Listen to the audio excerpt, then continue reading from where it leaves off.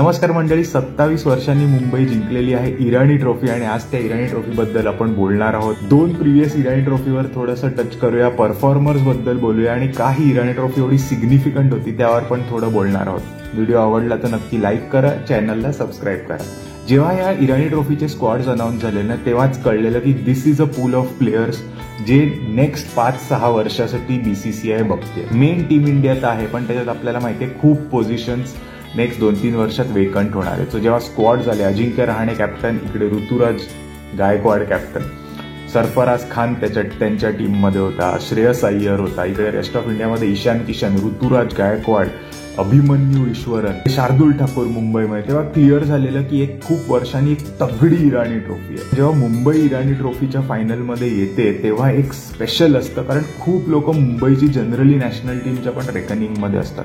So जेव्हा ही announce झाली तेव्हा एक खूपच छान मॅच होईल असं वाटलं आणि ती झाली. मुंबई स्टार्टिंग बॅटिंगला आले आणि पृथ्वी शॉने डिसअपॉइंट केलं, 4 आउट झाला. पण त्याच्यानंतर अजिंक्य रहाणेने एक सुपर इनिंग्स खेळली आणि मुंबईला 536 रन्सपर्यंत सरफराज खाननी पोहोचवून दिलं. तनुष कोटियांबरोबर एक पार्टनरशिप केली आणि स्वतः 221 केले. तो माणूस शेवटपर्यंत नॉट आउट राहिला आणि पहिल्या 2 दिवसात त्यांनी स्वतःची छाप त्या मॅचवरती सोडली आणि सिलेक्टर्सना बोल्ड लेटर्समध्ये लिहून दाखवलं की इंडियामध्ये जर सध्या कोण बेस्ट प्लेअर आहे तर तो सरफराज खान आहे. मला पण पर्सनली वाटतं की इंडियामध्ये इंडियन कंडिशन्समध्ये जर कोण बेस्ट बॅट्समन आहे लॉंग फॉर्मॅटसाठी तर तो आहे आपला सरफराज खान. तेव्हा रेस्ट ऑफ इंडिया बॅटिंगला आले तेव्हा खूप अपेक्षा होत्या ऋतुराज गायकवाड करून. असं सोशल मीडियावर पण चाललेलं की ह्याला टीममध्ये घेत नाही, लॉंग टर्म चान्स मिळत नाही. पण जर त्याला ऑपॉर्च्युनिटी होती प्रूव्ह करायची तर ती हीच होती. अख्खं जग बघत होतं, सिलेक्टर्स बघत होते, पण ऋतुराज गायकवाडला जमलं नाही. पण जमलं अभिमन्यू ईश्वरनला. तो पण लास्ट 5-6 वर्ष कन्सिस्टंटली रन्स करतोय. दुलीप ट्रॉफीचा टॉप स्कोरर होता आणि ही 191 विल गो अ लॉंग वे.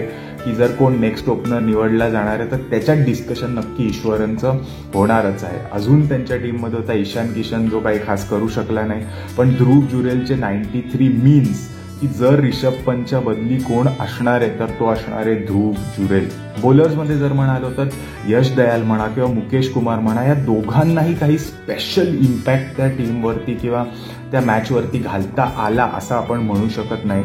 पण जर आकाशदीप नंतर कोणता पेसर आहे तो नक्की माझ्या मते मुकेश कुमार असणार. मयंक यादवचा T20 परफॉर्मन्स पण कन्सिडर केला जाईल आणि मे बी तो ऑस्ट्रेलियाला जाईल. जेव्हा 416ला कोलॅप्स होऊन ऑल आउट झाले रेस्ट ऑफ इंडिया तेव्हा रिझल्ट तर ऑलमोस्ट कळलेला. पण नेक्स्ट इनिंग्समध्ये मुंबईच्या 4-5 विकेट लवकर गेल्या तेव्हा पृथ्वी शॉने फॅन्टॅस्टिक बॅटिंग केली आणि ज्या अग्रेसिव्ह रीतीने तो बॅटिंग करतो त्याचे शॉट्स बघून खूप मजा आली. पण लार्जर स्कीम ऑफ थिंग्समध्ये 75 रन्स कोणी कन्सिडर करणार नाही.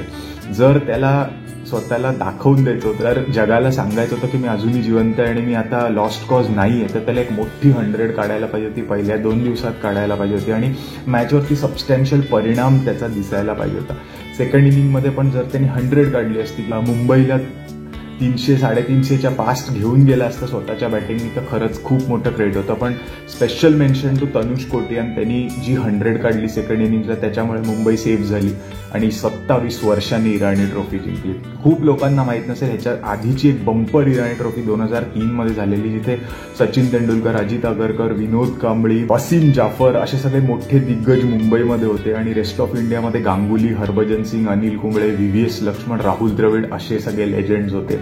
ती पण match Mumbai first inning lead घेतलेला आणि शेवटच्या इनिंगमध्ये 340 रन्स रेस्ट ऑफ इंडियाला हवे होते आणि राहुल द्रविडने एक अशी सेंचुरी काढली ज्याच्यामुळे तो मॅन ऑफ द मॅच झाला. 27 वर्षापूर्वी मुंबई जिंकलेली इराणी ट्रॉफी, त्या टीममध्ये सचिन तेंडुलकर, वसीम जाफर त्या टीममध्ये होते, जतीन परांजपेची फर्स्ट इनिंग्स 100 आणि साईराज बहुतुलेचे 4th इनिंगमध्ये 8 विकेट रेस्ट ऑफ इंडियाला 233 ऑल आउट करून त्यावेळी मुंबई 27 वर्षापूर्वी जिंकली होती. Irani trophy is a premier competition जी आपण ॲज क्रिकेट फॅन्स नक्की फॉलो केली पाहिजे आणि ह्या प्लेयर्सना सपोर्ट केलं. परफॉर्मर्स कोण होते? Ajinkya Rahane beautiful 97 runs. मला वाटतं in the larger scheme of things count नाही होणार, पण हा माणूस नक्की जो लास्ट टाइम ऑस्ट्रेलियात आपल्याला सिरीज जिंकवून आलाय, ही डिझर्व समथिंग मोर. म्हणजे आता असंच ह्याचं करिअर संपणं खूप वाईट वाटतं. मी खूप डिसअपॉइंटेड होतो की चेतेश्वर पुजाराला रेस्ट ऑफ इंडिया स्क्वॉडमध्ये ऑपॉर्च्युनिटी नव्हती मिळाली. त्याची बॅटिंग पण ऑस्ट्रेलियात आपल्याला नक्की लागणार आहे, पण सॅडली तो नव्हताच टीममध्ये. श्रेयस अय्यरनी 58 काढले, तनुष कोटी यांनी 64 काढले.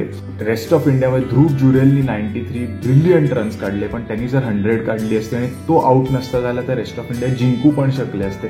सो रिझल्टच्या हिशोबाने तो कॉन्ट्रीब्यूट करू शकला असता. बट अभिमन्यू ईश्वरन जेवढं दिलेलं आहे रणजीमध्ये, कन्सिस्टंट परफॉर्मन्सवर परफॉर्मन्स. रोहित शर्मा जर नसला तर he is your number 1 opener, ते तर फिक्स आपल्याकडे झालेलंच आहे. नंतर येऊया सरफराज खानवर. त्या मुलाचा सर्वात मोठा ॲडव्हान्टेज हा आहे की तो पाहिजे तेव्हा खेळतो, परफॉर्म करून शेवटपर्यंत घेऊन जातो. जो मिळेल त्याच्याबरोबर पार्टनरशिप करून शेवटपर्यंत तो नॉट आउट राहिला. 100 काढतो, 150 काढतो, मोठ्या 100s काढतो.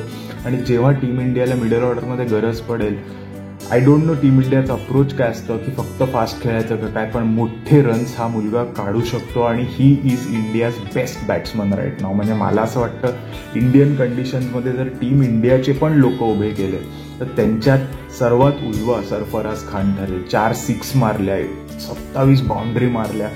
हा परफॉर्मन्स जो आहे ना, तो मला वाटतं सिलेक्टर्सनी नोंद करा, हा टीममध्ये असलाच पाहिजे. कारण जर अशा प्लॅटफॉर्मवर परफॉर्म करून पण मिळत नाही तर मला वाटतं की काहीच उपयोग नाही रणजी ट्रॉफी किंवा इराणी खेळण्यात. कित्येक प्लेअर असे जे आता रणजी ट्रॉफी इराणी खेळायलाच नाही मागत आहेत, पण जे लोक खेळतात त्यांना रिवॉर्ड करणं जरुरी आहे. मिस्ड ऑपॉर्च्युनिटी श्रेयस अय्यरसाठी 58 केले, पण एवढ्या सिनियर प्लेअरला अशा ऑपॉर्च्युनिटीमध्ये 100च काढायला पाहिजे होते. फर्स्ट सेकंड इनिंग मिळून काही खास नाही.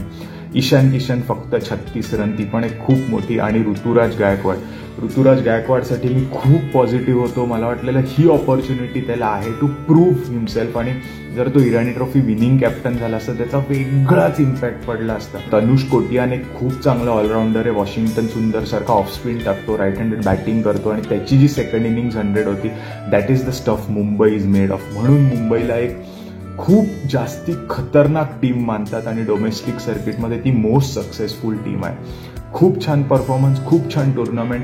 ही टुर्नामेंट पुढे जाऊन खूप जास्ती ऑर्गनाईज करावी, जास्ती प्रमोट करावी, कारण ही टुर्नामेंट आहे जी आपल्याला दाखवते की खरा कोणाला अजूनही रेड बॉल क्रिकेट खेळण्यात इंटरेस्ट आहे, कोण who is ready to go through the grind, आणि कोण फक्त T20 खेळून टीममध्ये यायला बघत नाहीये.